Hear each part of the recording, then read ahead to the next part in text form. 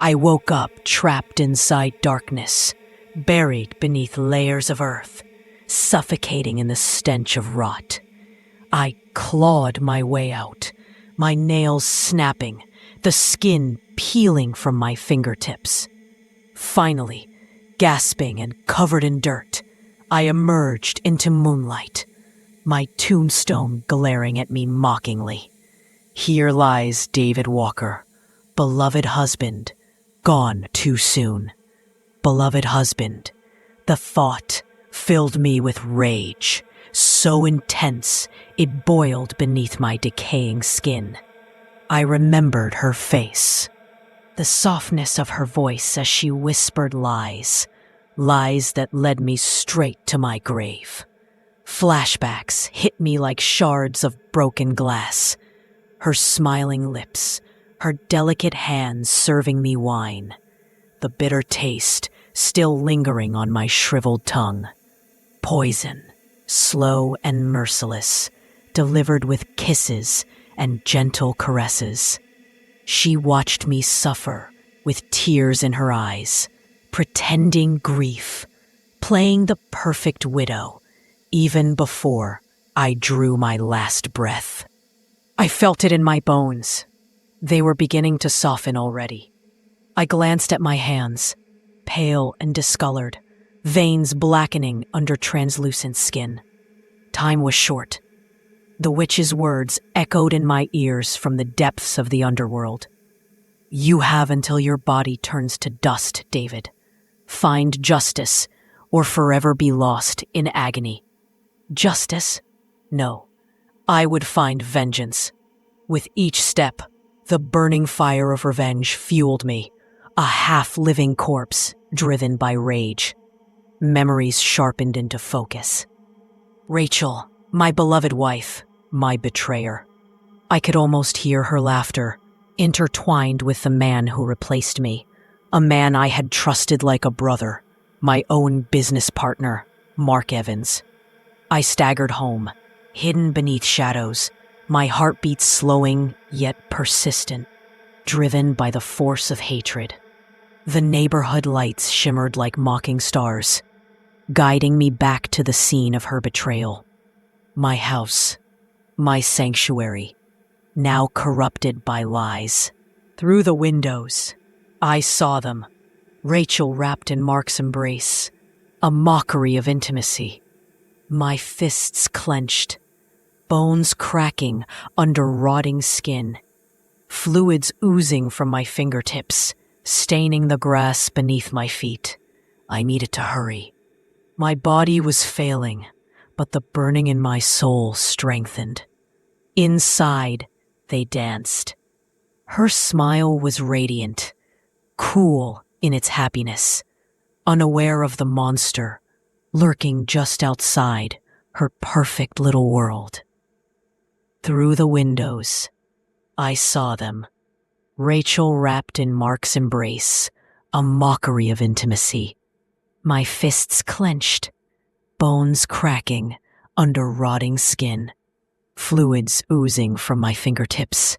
She wore the necklace I'd given her for our anniversary, diamonds sparkling in the warm light. It felt like acid in my eyes. I wouldn't give them mercy.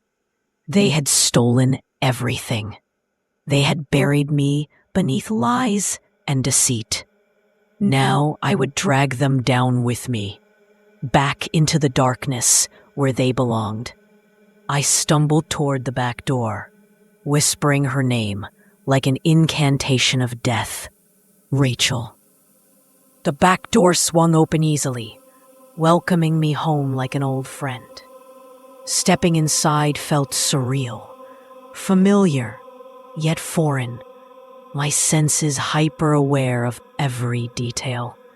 The scent of her perfume mingled with cologne that wasn't mine, taunting me, fueling my rage. I heard them upstairs, laughter and whispers of passion. Each word she spoke sliced through me, peeling away the last shreds of humanity I had left. I staggered silently up the staircase, my decaying feet leaving wet footprints of decay behind me. The smell of my own decomposition grew stronger, overwhelming yet empowering. The pain was constant, but it was nothing compared to my hatred, to the burning need for revenge. At the bedroom door, I paused, my skeletal hand trembling as I reached for the handle. Their voices muffled, wrapped in intimacy, betrayal still fresh as the poison she fed me. With a final breath, more habit than necessity, their laughter turned to screams instantly. Rachel's eyes widened, her mouth forming a silent scream as she saw me, a nightmare made flesh. "David?" Her voice cracked. Disbelief painted across her beautiful, deceitful face. Beside her, Mark stared in horror, stumbling from the bed, tripping over discarded clothes. He was pathetic now, vulnerable, just as I had been in my final moments. How is this possible?" Mark gasped, backing away until he hit the wall. "You both know how," I growled, my voice echoing with the rasp of death, filled with accusation. My skin peeled from my jaw as I spoke, the sight of me driving fear deeper into their bones. "You poisoned me, Rachel. Slowly, painfully. Did you enjoy watching me die?" She shook her head, tears streaming, her facade cracking like cheap porcelain.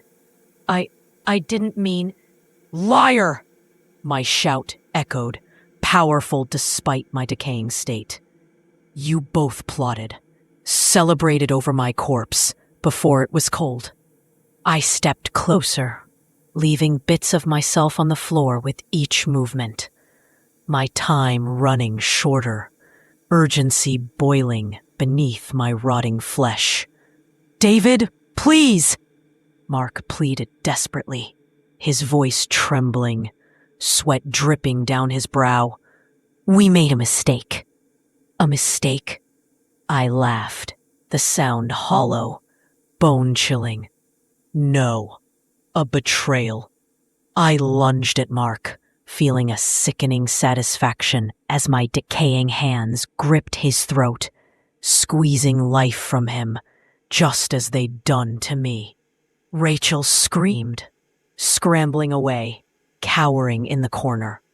I felt Mark's pulse fade beneath my grip, his eyes rolling back, the final breath rattling from his lungs. Dropping him, I toned slowly, every movement agony, but each step toward Rachel felt triumphant. Her sobs filled the room, pathetic pleas falling from lips that had whispered love and promised eternity. "David, forgive me!" I stopped inches from her face, my decaying form a mirror of her deceit. Forgiveness died with me.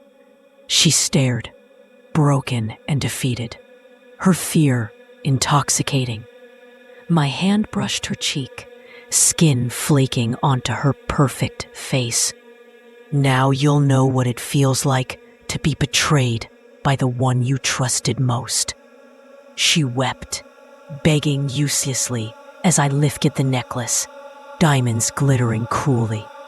Slowly, carefully, I tightened the chain around her neck, each gasp for air an echo of my own final moments. As life drained from her eyes, I felt my own existence fading. Justice, vengeance, complete. I collapsed beside her lifeless form, satisfaction washing over me, darkness enveloping my senses once more. "Rest now, David," the witch whispered from beyond. "Your revenge is complete."